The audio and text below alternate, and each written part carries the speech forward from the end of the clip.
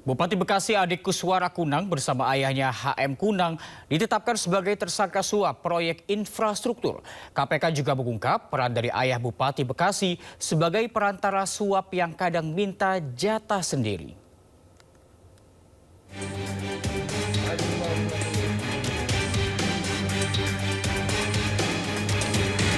Komisi Pemberantasan Korupsi menetapkan Bupati Bekasi Adik Kuswara Kunang sebagai tersangka kasus dugaan suap proyek di Kabupaten Bekasi. Selain Bupati, KPK juga menetapkan 2 orang lainnya sebagai tersangka, yakni HM Kunang selaku ayah Bupati dan seorang kontraktor bernama Sarjan. Bupati Ade diduga meminta komisi kepada Sarjan untuk memuluskan sejumlah proyek infrastruktur yang akan dibangun.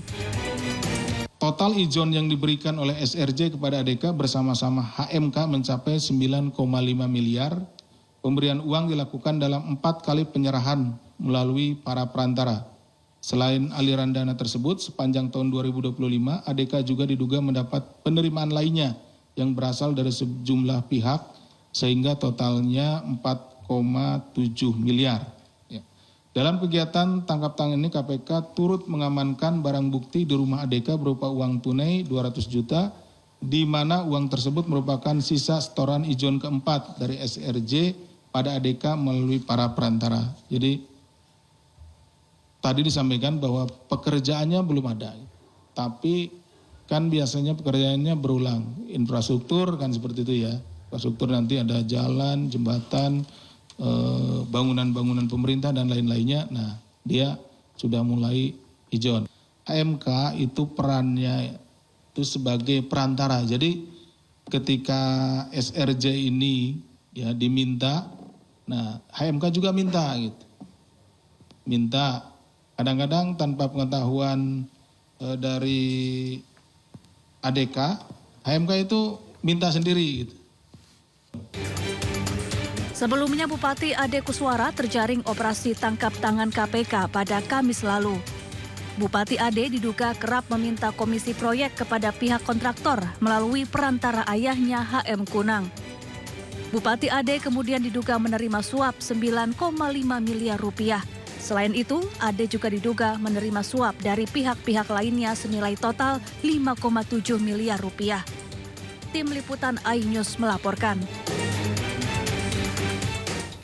3 jaksa di Kabupaten Hulu Sungai Utara, Kalimantan Selatan ditahan KPK usai ditetapkan sebagai tersangka pemerasan. Ketiganya diduga memeras sejumlah pejabat dinas agar pengaduannya masuk tidak ditindaklanjuti. Bang Ebi kalau nggak diproses gimana Pak? Abang juga. KPK menetapkan 3 pejabat Kejaksaan Negeri Kabupaten Hulu Sungai Utara, Kalimantan Selatan sebagai tersangka pemerasan. Ketiganya adalah Kepala Kejaksaan Negeri Hulu Sungai Utara, Albertinus Napitupulu, Kepala Seksi Intelijen Asis Budianto, dan Kepala Seksi Perdata dan Tata Usaha Tri Taruna Faryadi. Tersangka Albertinus diduga menerima uang 804 juta rupiah dari sejumlah pejabat di kantor dinas Pemkab Hulu Sungai Utara. Pemerasan disertai ancaman agar laporan pengaduan yang masuk ke Kejari tidak ditindaklanjuti. Setelah menjabat sebagai Kepala Kejaksaan Negeri Hulu Sungai Utara pada Agustus 2025, Saudara APN diduga menerima aliran uang sekurang-kurangnya sebesar 804 juta rupiah. Selain melakukan dugaan tindak pidana pemerasan, APN juga diduga melakukan pemotongan anggaran Kejari Hulu Sungai Utara melalui bendahara yang digunakan untuk dana operasional pribadi. Dana tersebut berasal dari pengajuan pencairan tambahan uang persediaan atau TUP sejumlah 257 juta tanpa surat perintah perjalanan dinas SPPD dan pemotongan dari para unit kerja atau seksi. Sebelumnya, ketiga tersangka ditangkap KPK dalam operasi tangkap tangan Kamis lalu. Tim Liputan iNews melaporkan. KPK gelar operasi tangkap tangan secara beruntun di Tangerang, Bekasi, dan Kalimantan Selatan. Dalam ketiga operasi turut terjaring 3 oknum jaksa.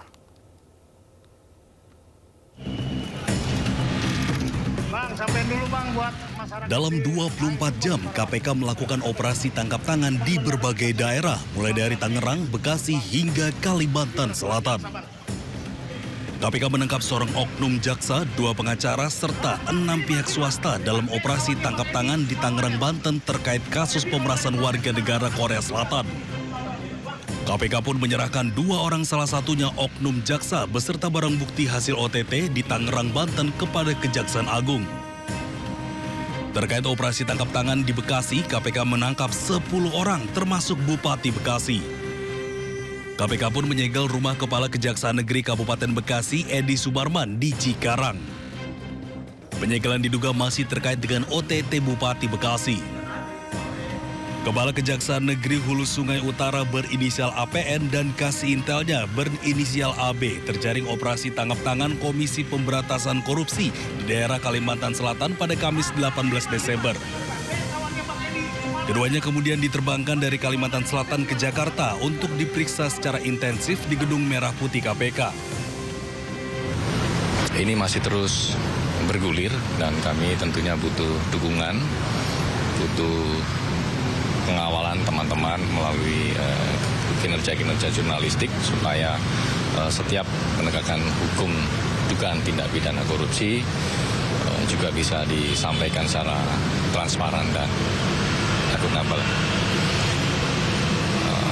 Kami tidak bisa memberikan apa-apa, yang bisa KPK berikan hanya upaya dan kinerja terbaik dalam upaya pemberantasan. KPK pun memiliki waktu 1 kali 24 jam untuk mengumumkan status para pihak yang terjaring operasi tangkap tangan. Kejaksaan Agung menegaskan tidak akan memberikan perlindungan kepada oknum jaksa yang terjaring operasi tangkap tangan oleh KPK di wilayah Banten. Hal ini disampaikan Kepala Pusat Penerangan Hukum Kejaksaan Agung, Anang Supriyatna. Kejaksaan Agung memastikan akan menindak tegas setiap oknum jaksa yang terbukti melakukan perbuatan tercela.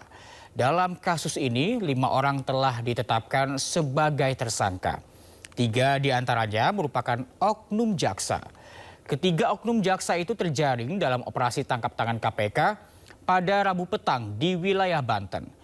Dalam kasus dugaan pemerasan terkait penanganan perkara tindak pidana umum informasi dan transaksi elektronik atau ITE. Dari perkara ini, penyidik Kejaksaan Agung menyita uang tunai hasil dugaan pemerasan senilai sekitar 941 juta rupiah. 3 orang, yang satu oknum jaksa berinisial RZ, yang kedua dari pihak swasta berinisial DF dan MS, seorang perempuan.